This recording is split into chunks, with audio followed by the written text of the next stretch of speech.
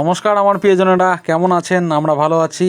আজকের ভিডিওটা খুব ভালো ভিডিও হতে চলেছে। শেষ অবধি দেখার রিকোয়েস্ট করলাম। আজকে এখন যে লোকগুলোকে দেখতে পাচ্ছেন, এগুলো এসেছে আমাদের মার্শাল বাড়িতে মার্শাল বসাবো, সেই কারণে এখন তারা মার্শাল বসানোর জন্য খুঁটি পুঁতছে, বাঁশ পুঁতছে। আর মাঝখানে হবে মার্শাল বসানো। এই মার্শালটা বসানো হবে মেশিন দিয়ে, উপর থেকে মেশিন ঝুলবে আর ভিতরে পাইপগুলো, লোহার পাইপগুলো ঢুকবে। আর এমনি যদি হাত দিয়ে ঘুরে ঘুরে ঘুরে ঘুরে বসানো হয় তাহলে দুদিন টাইম লেগে যায় মার্শাল বোরিং করতে, তারপর পাইপ সেট করতে, মার্শালের মোটর এবং সঙ্গে লাইনের কাজ করতে, এবং হাত দিয়ে জল ফিল্টার করতে তো বহুত সময় লেগে যায়। আর আমাদের বাড়ির ভেতরে হাত দিয়ে ঘোরাতে জায়গা লাগবে, এবং সেই জায়গার অভাবের কারণেই এই মেশিন দিয়ে বসানো। আর মেশিন দিয়ে বসালে একদিনে কমপ্লিট হয়ে যাবে, একদিনও লাগবে না। সকাল 9টার দিকে আসছে আর গেছে বাড়িতে 3টার দিকে। বাঁশগুলো খুঁটি করে এভাবে মইয়ের মতো করে বাঁধছে। বাঁধার পর উপর থেকে মেশিন ঝুলবে, এই বাইরে থেকে দেখতে পাচ্ছ। আর বাইরে দড়িটা বেঁধেছে, টানা দিয়েছে আমাদের গাছের সঙ্গে। অনেক ভাবনা চিন্তা করেছি যে মার্শালটা কোন দিকে বসাবো। এদিকে হবে না, কারণ এদিকে টিউবওয়েল আছে। ওদিকটাই বেস্ট হবে, কারণ ওদিকে যদি ভবিষ্যতে কোনো দিন বাড়ি ধরি তাহলে ওদিক থেকে আমাদের বাড়ি থেকে মার্শালটা কাছে হবে। টোটো করে বালিগুলো নিয়ে আসলাম। বালির যে দাম, মাথায় খারাপ। আমাদের দিকে টিন, এক টিন 110 টাকা। লাল বালিটার কথা বলছি। আমাদের মোটরটার সঙ্গে মার্শালের মোটরটার সঙ্গে কন্ট্রোল প্যানেলটার তার জুড়ছে।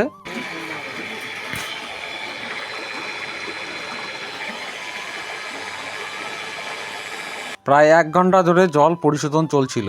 আমাদের এখানে লেয়ার 40-এ পেয়ে গেছিল, এবং বালির পরিমাণ খুব বেশি। বালি ভালো থাকলে নাকি জল ভালো পাওয়া যায়। এবং 90 মিটার 90 ফিট অবধি পাইপ নিয়ে এসেছি, এবং 90 ফিট অবধি আজকে বোরিং করেছে এবং করছে।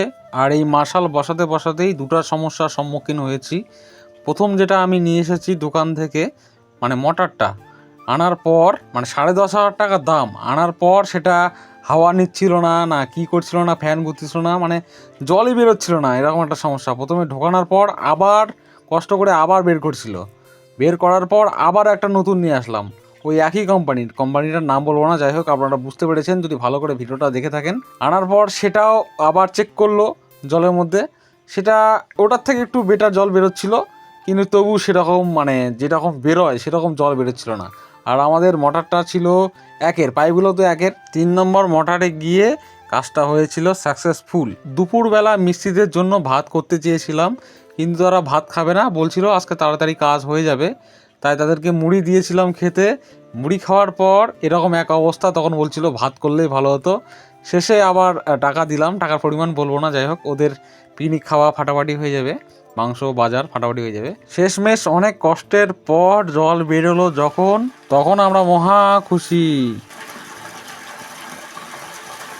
মার্শাল বসানোর পর বাড়ির কি অবস্থা দেখো, কি খারাপ এক অবস্থা। আর এই বালিগুলো দিচ্ছিলাম এখন এর গোড়ায়, প্রায় শক্ত হয়ে গেছে, আর বালি খাবে না এখন এই বালিগুলো। যাই হোক, এই বালিগুলো এখন বালতিতে তোলা হচ্ছে, এগুলো বস্তা ভরাতে হবে। এখানে আছে বস্তা। আর লাইনটা একটু ঠিকঠাক করতে হবে, তাহলে হয়ে যাবে আমাদের মার্শাল কমপ্লিট। আমরা আর ব্যাগ বস্তা খুঁজে পাইনি, ওই জন্য ব্যাগ নিয়ে এসেছি আর বালু রাখার জন্য। সব সব নিব না, যেগুলা বেশি একটু কাদু আছে না, ওগুলা হচ্ছে আগনার মধ্যে দিতে লাগবে। আর এগুলা হচ্ছে হচ্ছে যে কলাপাতা ঠিক করার জন্য বালুগুলো লাগবে, ওটা নিতে লাগবে। কতগুলা? অতগুলা লাগতোই না। লাল বালুটার জন্য তো বেশি দাম নিল না, লাল বালুটা বেশি দাম। ব্যাগটা ঠিক করো, ঠিক করে বসাও, না তো যে হবে না তো।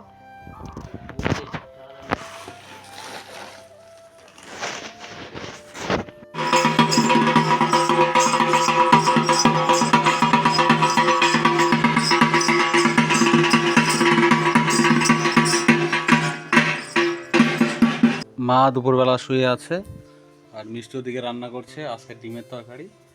আর আমি এদিকে আমাদের এই ফ্যানটা ভেঙে ফেলেছিল বেড়াল, উপর থেকে ফেলে দিয়ে সেটা একটু ঠিকঠাক করছি, দেখি ঘোরে কিনা। এখন লাইনে চেক করে দেখতে হবে ঘোরে কিনা। আর মিষ্টুর রান্না করাটা একটু দেখাচ্ছি আপনাদের। ডিম ছিলছে,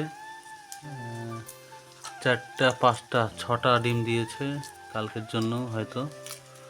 আর এগুলো তরকারি হবে। আর এখন হচ্ছে আলু পেঁয়াজ আর করলা ভাজা। আজকের রেসিপি এইটুকুই, করলা আলু ভাজা আর ডিমের তরকারি। আমাদের রিলায়েন্সের কন্ট্রোল প্যানেল এখানে বসানো হলো, আর এখানে সুইচ করেছে, আর মাসালের তার এসেছে এটা দিয়ে। এখান থেকে ডাইরেক্ট এদিক দিয়ে একদম ওখানে, আর আমাদের মিটার ওইদিকে, ওদিক থেকে তার উপর দিয়ে নিয়ে এসে এখানে করা হয়েছে। এটা একটা সুইচ, মেন সুইচ, এটা করলে বন্ধ করলে ইয়ে হয়ে যাবে। আর আমাদের অন অফ, এটা তো সবাই জানো, আমরাই জানতাম না, যাই হোক। আর মাসাল এখন মোটামুটি ভালো জল বের হচ্ছে, বালি একটু একটু করে বের হচ্ছে। আর আজকে যতটা পেরেছি ঠিক করার চেষ্টা করেছি, বিকেলবেলা আর একটু ঠিক করতে হবে। আর টিপল পাটটা দেখা যাক কতটা ভালো করা যায়। আর এটাও কিনে এনেছি, এটা 115 টাকা করে কেজি। এই পাইপটা কেজি দরে বিক্রি হয়, এটার দাম, এটার ওজন হয়েছে 674 টাকার মতো নিল। আজকে আমাদের এখান থেকে হেলিকপ্টার উড়ে যাচ্ছে।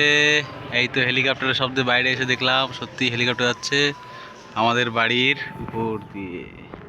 আমাদের ডিমের তরকারির জন্য ডিম ভাজতে শুরু করে দিয়েছে মিষ্টু।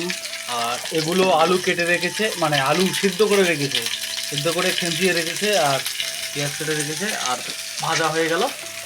এখন হচ্ছে ডিমের ভাজা, এগুলো হালকা আঁচে ভেজে নিয়ে এগুলো তরকারি হবে। একটা ডিমের কুসুম বেরিয়ে গেছে, এমন লাগছে দেখো, মনে হচ্ছে যে কোনো মাংসের তেল হয়, ওরকম লাগছে। ওটা খাবো হচ্ছে আমি, ওটা স্বাদ বেশি লাগবে। 1 সেকেন্ডে দেখো রং হয়ে গেছে, মানে পাকা আমের মতো রং হয়ে গেছে, কত সুন্দর লাগছে দেখতে। আজকে রান্নাঘর বাড়িঘর গোটাটাই একদম বালি বালি হয়ে গেছে। যে বালিগুলো বেরোয়ছিল সে বালিগুলো একদম গোটা বাড়ি ছড়ে পড়েছে, কেমন একদম মানে পায়ে একদম কিসকিস কিসকিস কিসকিস সবসময় বালির জন্য।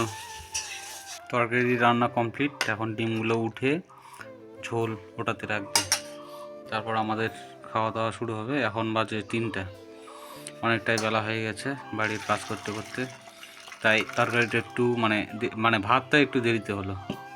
এখন বসেছি খেতে, ডিম ভাত, ডিম আলু ভাজা, করলা ভাজা, পেঁয়াজ ভাজা, মা বসেছে একসঙ্গে, সবাই খেতে বসেছি, খেয়ে নিই একটু, পেয়েছে।